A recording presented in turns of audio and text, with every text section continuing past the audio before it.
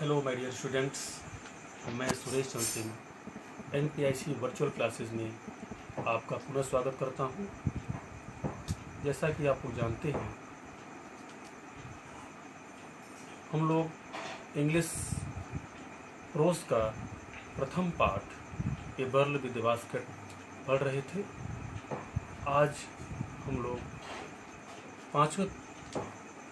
पाँच पैराग्राफ पूर्ण हो चुका है। पाँचवें पैराग्राफ के बाद आज हम लोग पढ़ना प्रारंभ करेंगे। हम लोगों ने लास्ट टर्न पर यहाँ तक पढ़ लिया था, जो पाँचवा पैराग्राफ है, दीज वर रिफ्यूजी चिल्ड्रन से लेकर के and died where they fell, यहाँ तक हम लोगों ने पढ़ लिया था। आज हम लोग इसके आगे पढ़ना प्रारंभ करेंगे। The children selling baskets were sons and daughters of these refugees. लेखक महोदय कह रहे हैं कि द चिल्ड्रन मतलब ये बच्चे, सेलिंग मतलब बेचने वाले, बास्केट टोकरी, ये बच्चे जो टोकरी बेच रहे थे वे इन रिफ्यूजीज मतलब शरणार्थी, वे इन शरणार्थियों के पुत्र और पुत्रियां थे। एक बार फिर इस लाइन को देख लेते हैं। ये बच्चे जो टोकरियां बेच रहे थे वे इन शरणार्थियों के पुत्र और पुत्रियां थे। दे और देयर पेरेंट्स और relatives had gathered in the cities, setting up stalls, manufacturing simple articles, trying to make a living in markets already overcrowded.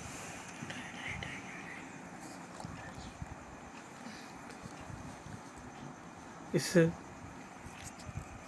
Sentence में देखते हैं, दे मतलब वे और उनके पेरेंट्स मतलब उनके अभिभावक, दे मतलब बच्चों से मतलब है बच्चे, और उनके अभिभावक या उनके संबंधी, रिलेटिव्स मतलब उनके संबंधी, हैड गैदर्ड मतलब इकट्ठा हो गए।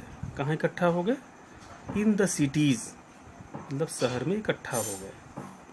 सेटिंग अप स्टॉल, सेटिंग मतलब होता है स्थापित करना, स्टॉल मतलब होता है छोटी दुकान। तो छोटी दुकान स्थापित कर लिया,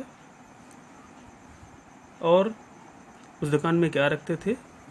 जो सामान, मैन्युफैक्चरिंग सिंपल आर्टिकल्स, जो साधारण वस्तुएं, जो साधारण सामान बनाते थे उसी को उन दुकानों में रखकर बेचते थे।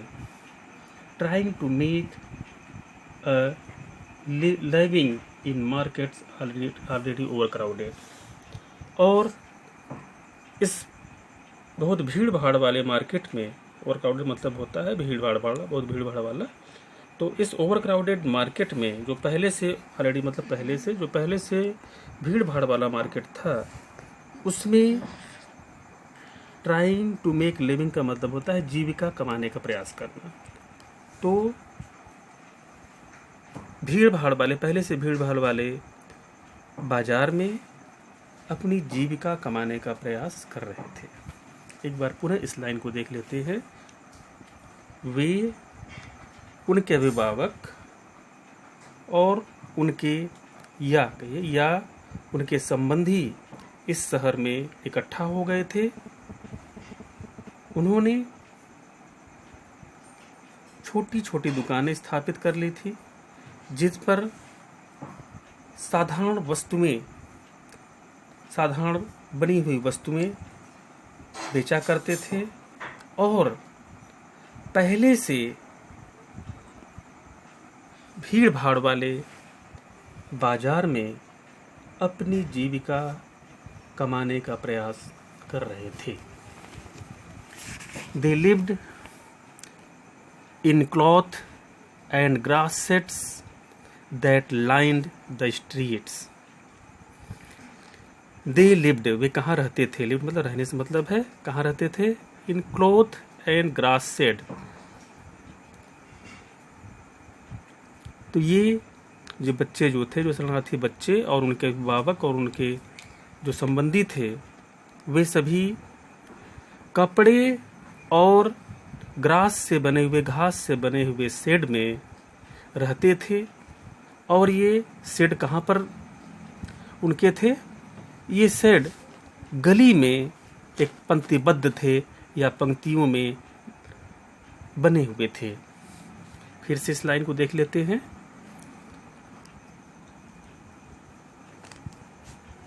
ये सभी बच्चे गली में पंक्तिबद्ध कपड़े और घास से बने शेड में या घरों में रहते थे। The peasants among these refugees had been accustomed to little all their lives, for the annual income of an agricultural family does not on the average exceed $100 a year. अब आगे लेखक मोहतर कह रहे हैं, द पीजेंट्स मतलब होता है किसान लोग। रिफ्यूजीज जैसा कि जानते हैं, पहले बता चुका हूँ, शरणार्थी होते हैं। एक कस्टम्ड का मतलब होता है अभ्यस्त हो जाना, और लिटिल मतलब होता है थोड़े में।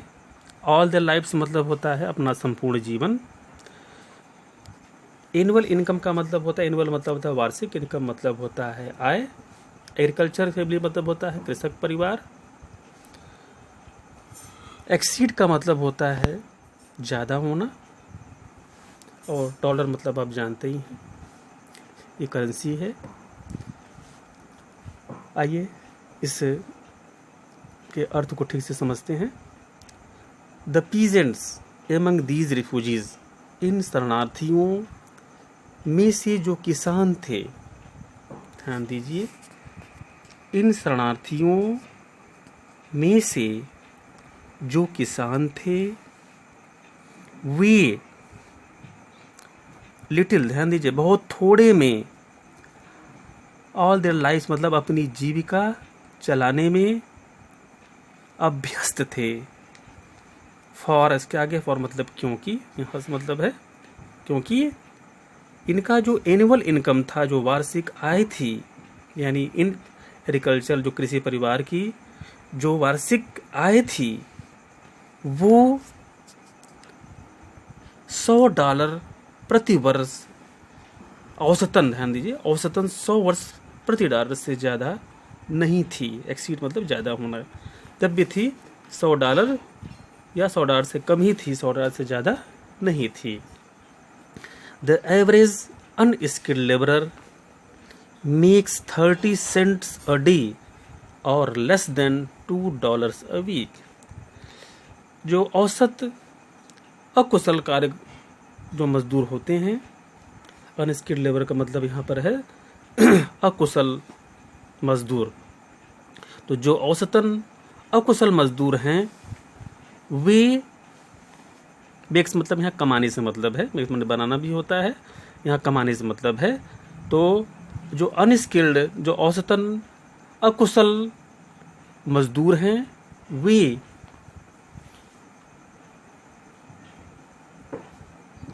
एक दिन में 30 सेंट्स कमाते हैं, अर्थात 30 सेंट्स कमाते हैं, या लेस देन $2 अ वीक, या सप्ताह में $2 से कम कमाते हैं। ध्यान दीजिए, एक बार फिर इस लाइन को समझ लीजिए, इस सेंटेंस को क्या कह रहे हैं यहाँ पर हैं लेखक महोदय, कि जो अकुशल मजदूर है, वो औसतन प्रतिदिन 30 सेंट कमाता है, या सप्ताह में $2 से कम ही कमाता है।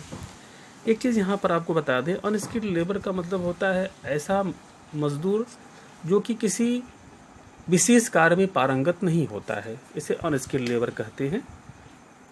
अब पहले स्किल्ड जान लीजिए, तब अनस्किल्ड अपने आप समझ जाएंगे। स्किल्ड जैसे कि जो चिनाई करने वाले होते हैं, अर्थात जो दीवार का निर्माण करते हैं सीमेंट बालू से, या जो बढ़ई होते हैं, ये किसी विशेष काम में पारंगत होते हैं,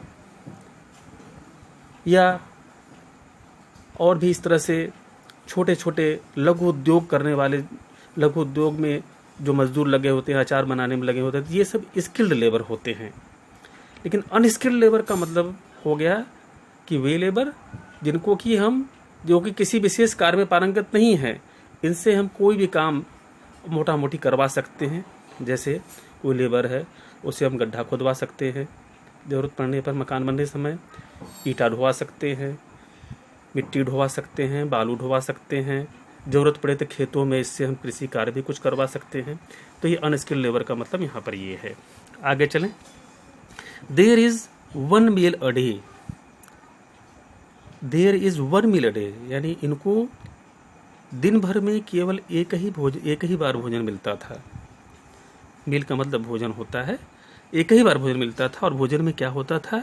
एन ओनियन, एक प्याज, ए पीस ऑफ ब्रेड, रोटी का एक टुकड़ा, a bowl of pulse with milk, एक कटोरी दाल दूध के साथ, perhaps a bit of goat cheese, perhaps संभवतः, बिट मतलब थोड़ा, गोट मतलब बकरी, चीज मतलब पनीर, तो संभवतः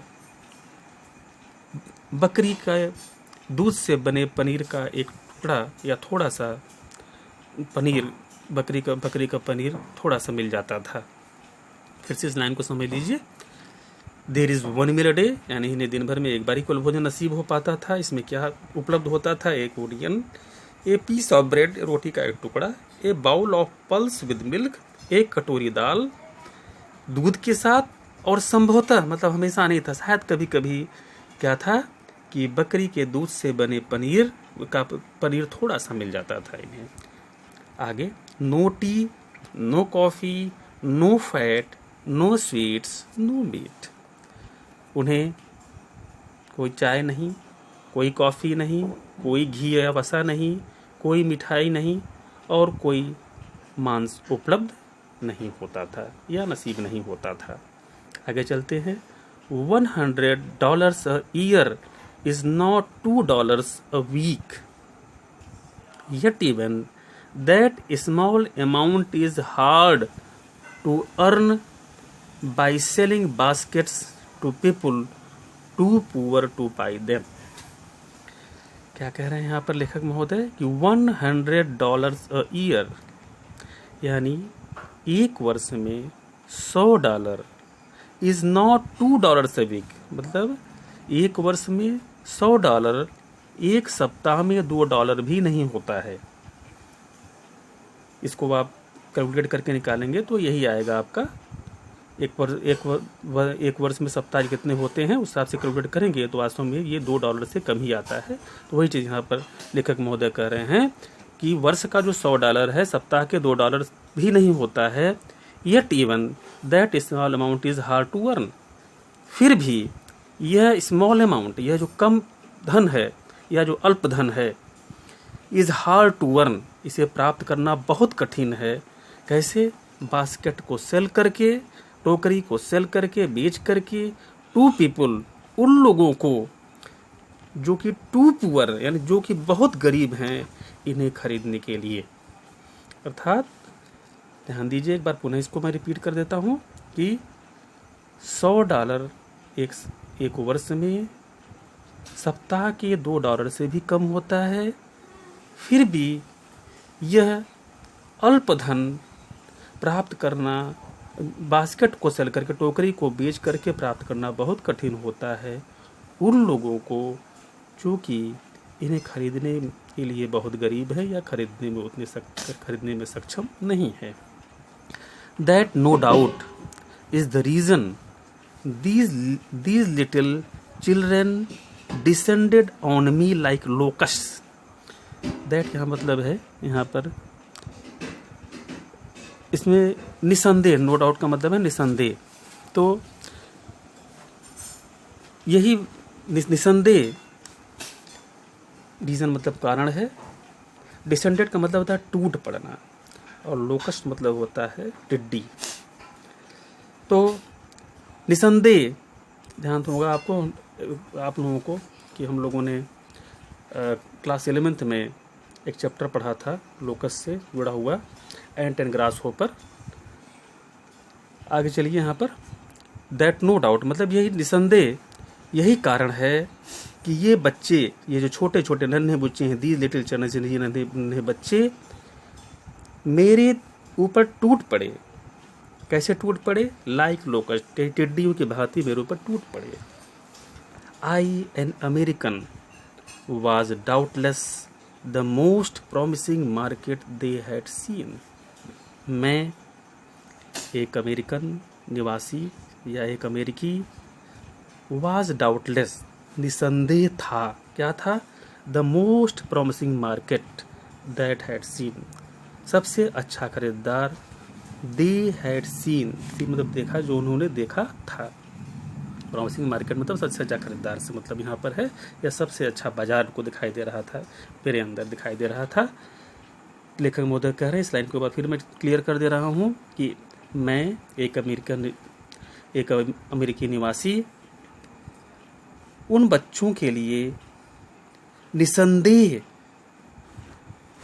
एक अच्छा बाजार था जो अब तक उन्होंने देखा था, या उसके पहले जो देखा था। आइए नेक्स्ट पैराग्राफ में आते हैं।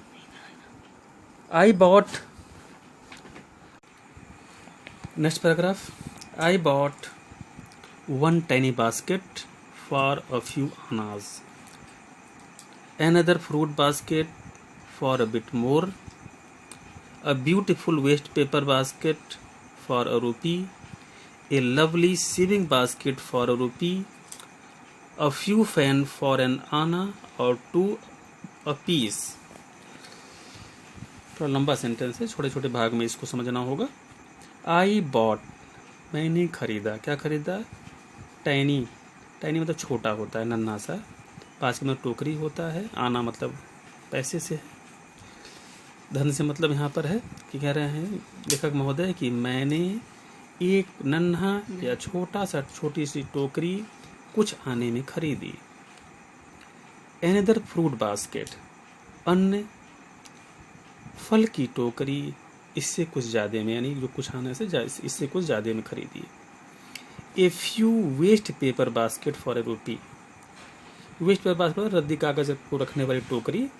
तो कह रहे हैं कि एक सुंदर सी रद्दी कागज रखने वाले टोकरी को मैंने ₹1 में खरीदा।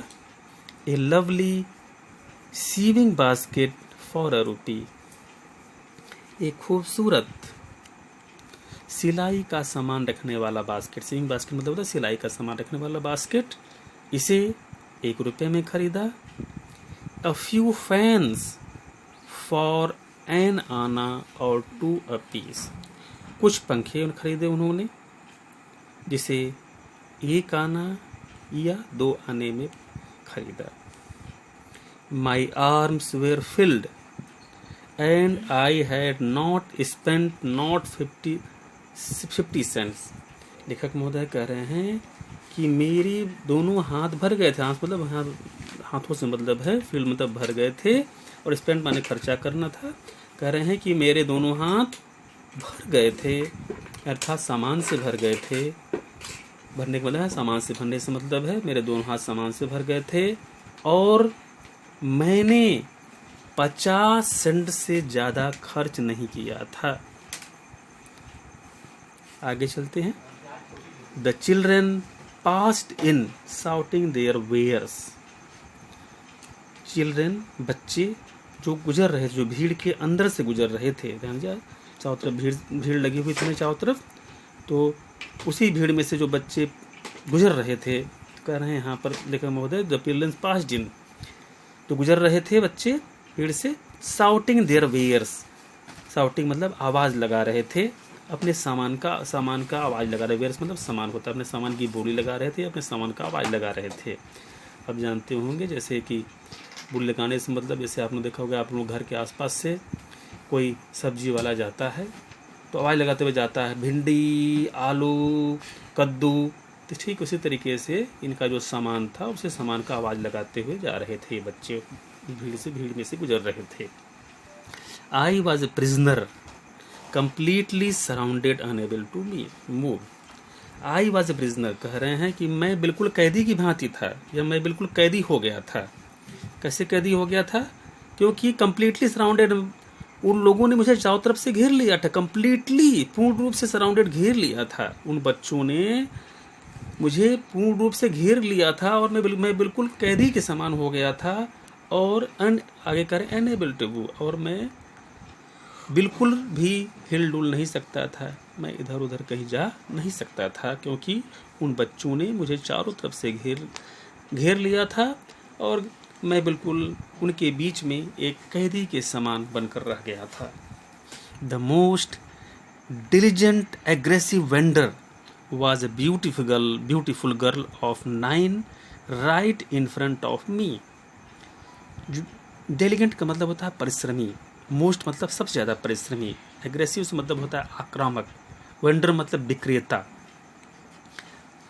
अब यहाँ पे कह रहे हैं लेखक महोदय कि जो सबसे परिश्रमी और आक्रामक विक्रेता थी वह कौन थी? वाज मतलब थी, यहाँ मतलब है कौन थी भैया? ये ब्यूटीफुल गर्ल, एक खूबसूरत लड़की थी या बालिका थी जो कि 9 वर्ष की थी, जिसकी आयु मात्र 9 वर्ष की थी, और वह ठीक फ्रंट मतलब मेरे सामने खड़ी थी या मेरे सामने थी। फिर से इस लाइन को समझ लेते हैं कि सबसे परिश्रमी और आक्रामक विक्रेता, उनमें से 9 वर्ष की एक बालिका थी, 9 वर्ष की एक खूबसूरत बालिका थी जो मेरे सामने खड़ी थी। She had a lovely basket with handle. उसके पास एक खूबसूरत, लवली बास्केट मतलब एक खूबसूरत टोकरी थी जिसमें हैंडल लगा था, अर्थात एक खूबसूरत हैंडल युक्त टोकरी थी। And she wanted a ₹1.50 for it. और वह उसकी कीमत, और वह सी वांटेड वह चाह रही थी, क्या चाह रही थी?